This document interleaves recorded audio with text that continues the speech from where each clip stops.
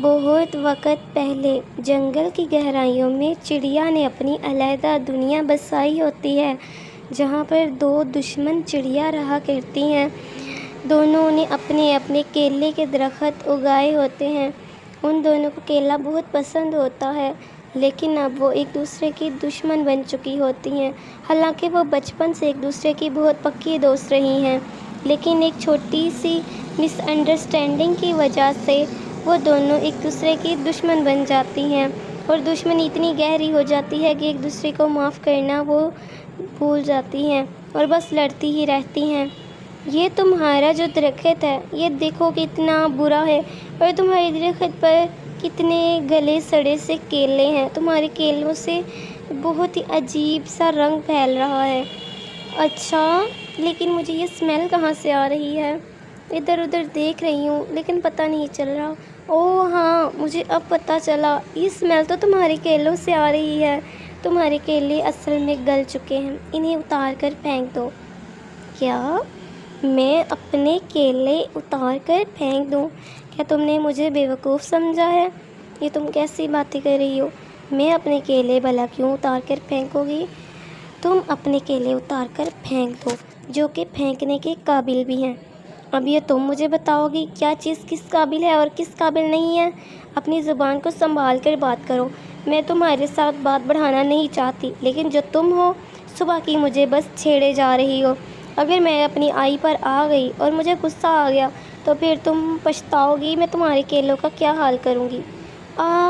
بہت آسان ہے نا میرے کیلوں کا حال برا کرنا، تو پھر کر کے دکھاؤ۔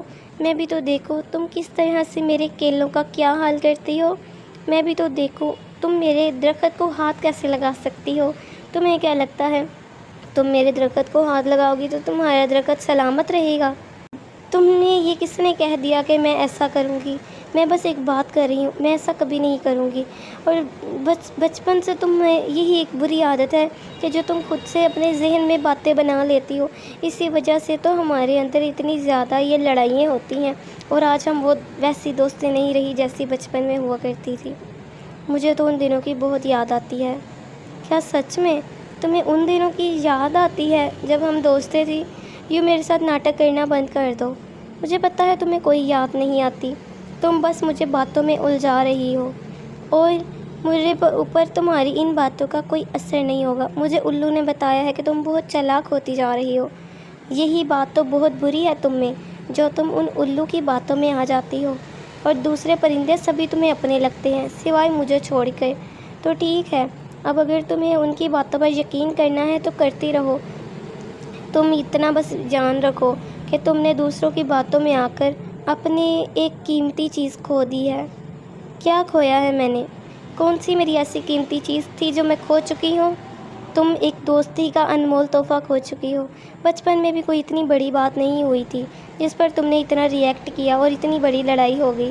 اس کے بعد سے میں نے تمہیں بلانے کی کوشش کی، لیکن تم نے میری طرف صلح نہیں کی، اور تم اس چیل، الو اور دوسرے پرندوں کی باتوں میں آتی رہی ہو۔ تم کیا جانو سچی دوستی کیسی ہوتی ہے؟ یہ تو خوش نصیبوں کو ملتی ہے، لیکن تم اتنی خوش نصیب نہیں ہو جو کہ ایک اچھی دوستی کو سنبھال سکتی۔ کیا یہ سب کرنے میں صرف میرا ہی ہاتھ تھا؟ تم نے ایسا کچھ بھی نہیں کیا جس سے مجھے برا لگتا۔ تم نے بھی تو میرے ساتھ کبھی صلح میں پہل نہیں کی۔ جب میں الو مجھے بلانے آتا تھا تم نے کبھی بھی مجھے روکا تھا؟ اگر میں روکتی تو کون سا تم نے رک جانا تھا؟ رک جانا تھا میں نے۔ اگر میری دوست مجھے روکتی تو میں نے ضرور رک جانا تھا۔